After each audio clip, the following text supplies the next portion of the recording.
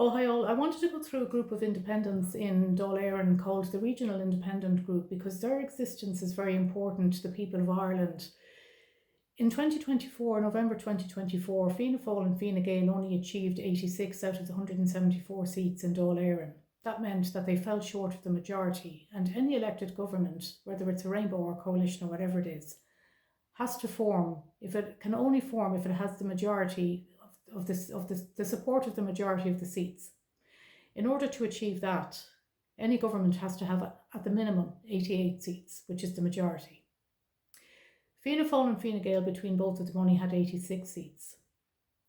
And I know for a fact that they invited Independent Ireland to support them, and Independent Ireland said no, they would have brought in 4 seats.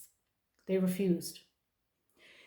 So Michael Lowry and Verona Murphy got together and formed what's called the Regional Independent Group. And this is where things get very interesting. So Michael Lowry is an independent from Tipperary North, and Verona Murphy is an independent from Wexford. Verona subsequently became Ceann Comhairle, which meant she couldn't be on any groups because she gets what's called a tiebreaker. In other words, if Dáil Éireann are ever voting 50-50, Verona gets the tie-breaking vote. Interestingly enough, under our democratic system, it's the majority government that votes her in, so it's very unlikely that she's ever going to vote in favour of the opposition. The second point to do with this regional independent group is that there are currently 7 independent TDs. Now, there's a couple of controversial points with this. The first is that each of those people were voted in on the basis that they were independent.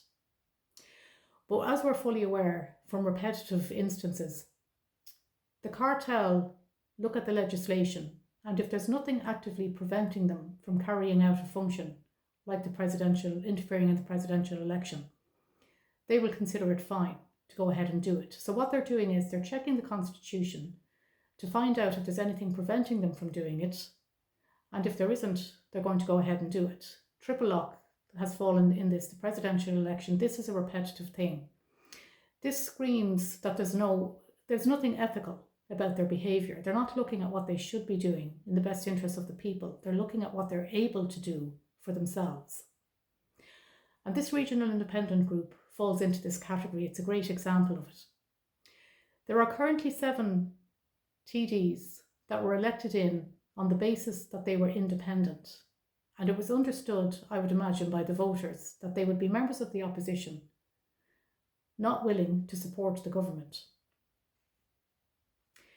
After they were elected in, and after Fianna Fáil and Fine Gael fell 2 seats short of the majority vote that was required, the support of the majority that was required under the Constitution, Michael Lowry and Verona Murphy set about setting up this group of independents. And it's this group of independents that's providing directly the cartel with the majority vote that they're using to destroy Ireland.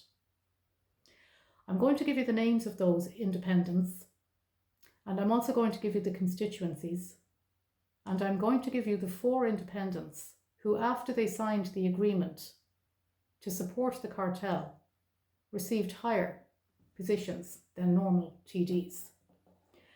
So first up on the list, none of these are going to strike you as particularly surprising. First up on the list is Kevin Boxer Moran. He advertised and was elected as an independent in Longford, Westmeath, and he currently holds the seat of Minister of State at the Department of Public Expenditure and Reform.